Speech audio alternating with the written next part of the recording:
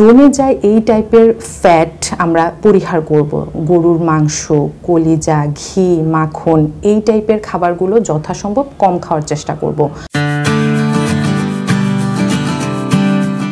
আসসালামু আলাইকুম, আমি Sura Yasmin Nipa, intern dietitian, SIBL foundation hospital and diagnostic centre. আজ আমি কথা বলবো স্ট্রোকে রোগীর খাদ্য কীরকম হবে সেই ব্যাপারে।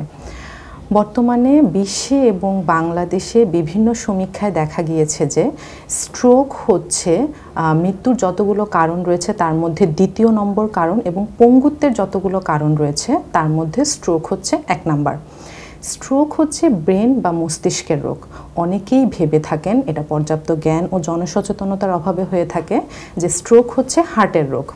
মস্তিষ্কের কোনো রক্তনালীতে ব্লক হয়ে গেলে কিংবা মস্তিষ্কের কোনো রক্তনালী ছিঁড়ে গেলে কোনো কারণে, তখন ওই জায়গার রক্তপ্রবাহ বন্ধ হয়ে যায় এবং মস্তিষ্কের ওই অংশের কোষগুলো মারা যায়।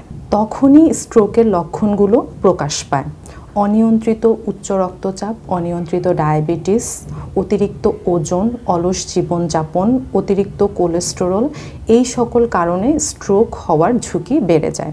এছাড়াও পরিবারে বাবা মার স্ট্রোকের ইতিহাস থাকলে তখনও স্ট্রোক হওয়ার ঝুঁকিটা বেড়ে যায়।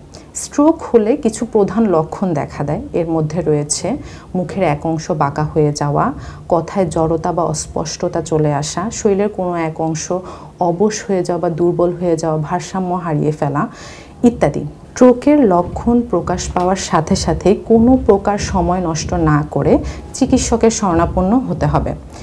এই সময় বডির কিছু অতিরিক্ত পুষ্টির দরকার হয়।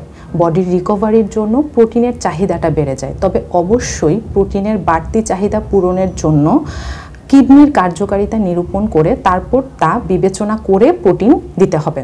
এছাড়াও মস্তিষ্ক স্নায়ুর কার্যকারিতার জন্য ভিটামিন বি কমপ্লেক্স সমৃদ্ধ খাবারগুলো বেশি পরিমাণে গ্রহণ করতে হবে। রক্তচাপ নিয়ন্ত্রণে থাকে এই টাইপের খাবারগুলো আমরা তখন বেশি গ্রহণ করব। এছাড়া রক্তচাপ বাড়ায় সেগুলো আমরা পরিহার করব। অতিরিক্ত লবণযুক্ত খাবার, ভাজা পোড়া চর্বিযুক্ত খাবার, এই টাইপের খাবারগুলো আমরা তখন পরিহার করার চেষ্টা করব। এবং জমে যায় এই টাইপের ফ্যাট আমরা পরিহার করব। গরুর মাংস, কলিজা, ঘি, মাখন এই টাইপের খাবারগুলো যথাসম্ভব কম খাওয়ার চেষ্টা করব। ফাইবার এবং অ্যান্টিঅক্সিডেন্ট সমৃদ্ধ খাবারগুলো আমরা বেশি গ্রহণ করব, যেমন প্রচুর ফলমূল, শাকসবজি। এই টাইপের খাবারগুলো বডিতে যেমন অ্যান্টিঅক্সিডেন্টের চাহিদা পূরণ করবে, সেই সাথে পরবর্তীতে স্ট্রোকের ঝুঁকিও কমাতে সাহায্য করবে।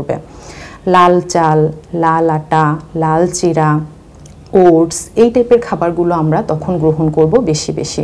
অতএব বলা যায় যে চিকিৎসকের পরামর্শ অনুযায়ী ওষুধ গ্রহণের পাশাপাশি একজন পুষ্টিবিদের পরামর্শ অনুযায়ী স্বাস্থ্যকর ডায়েটের মাধ্যমে স্ট্রোক থেকে একজন রোগী খুব দ্রুত রিকভারি করতে পারে।